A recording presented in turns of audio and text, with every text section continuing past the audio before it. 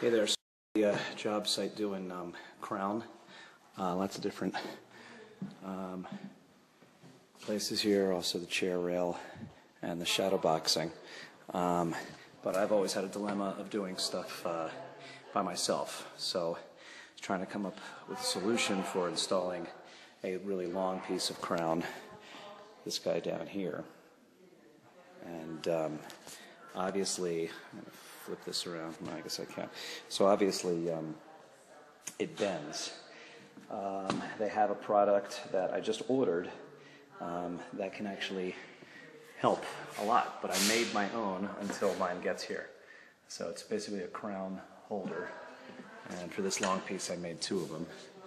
And I just took some crown molding, put it on some 8-inch board, put a little hook on it and a little handle.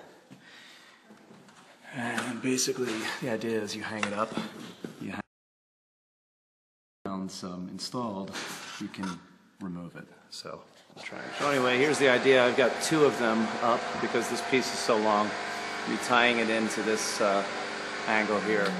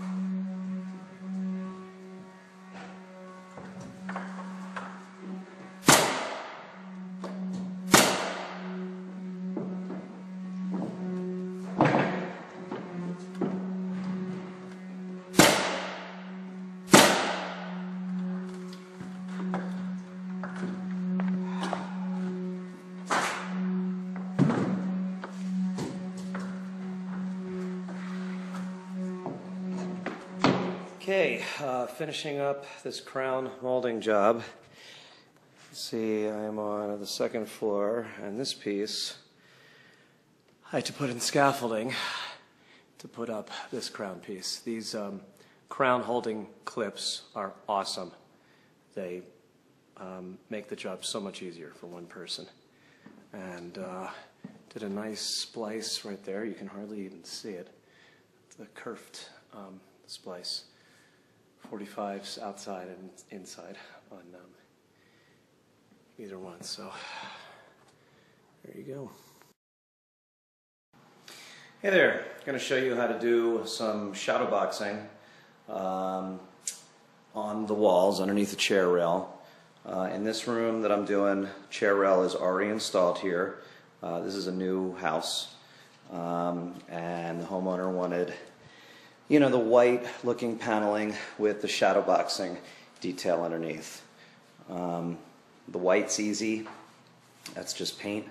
If you don't want to do the whole paneling look where you actually add the 1/8 inch paneling, so an easy way to do it is just do the shadow boxing with white paint. So I pre-measured all of these out. I did 3 inches in from the side, each edge, measured from there, and then I also I'm doing 3 inches in between each shadow box. So you deduct those inches from the total length of your wall, and that can give you the size of the shadow boxes you're going to do. Let's get started. The real easy thing about shadow boxing is that it's all 45s, unless you're going up a staircase or anything like that. So here's the small trim, 45, 45. It's basically like making, picture frames. So that's about it. All of the heights are 2 feet.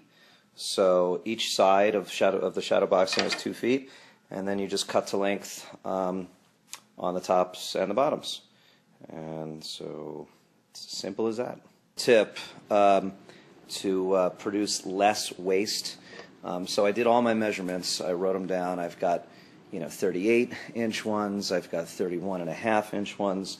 And I wrote it down lightly on the walls. And I also wrote the numbers on each length. I know the 2-foot pieces are the 2-foot pieces, but wrote these inches on each length. And then, as you're going through your long pieces, look at your list of numbers, see how much length of trim you still have, and how much you can get out of that instead of, I cut this piece off because it was actually damaged, but instead of, let's say you have a 38-inch cut and then another 41-inch cut, see if you can still use that last length instead of going in order on your list. Say, well, this one's 40 inches and I've got a 38-inch piece, so I can use most of this piece. So that'll help to produce a lot less waste and therefore reduce the cost of the whole project. Here's a perfect example. I have this length left. It's about 36 inches. I need to make one more 2-foot piece for this one here, but I know I also have a 35-inch box to do. So instead of using 2 feet and winding up with 12 inches of scrap, I can use this for my 35-inch piece and only end up with less than an inch of scrap. So you just have to look at all your other boxes, see how much length you need, and see how much of your material you can use without wasting it. Alright, so you can see I've got all my pieces cut up and laid out in front of the markings on the wall, and so it made it real easy for me to know what boxes go where. Alright, got all of the shadow boxing up, and yeah, there you go. Now I'm just going to prime. This wood sucks up paint like you wouldn't believe, so I'm going to prime all of this and then do probably 2 coats of semi-sheen, gloss, whatever you call it. And that'll wrap this one up.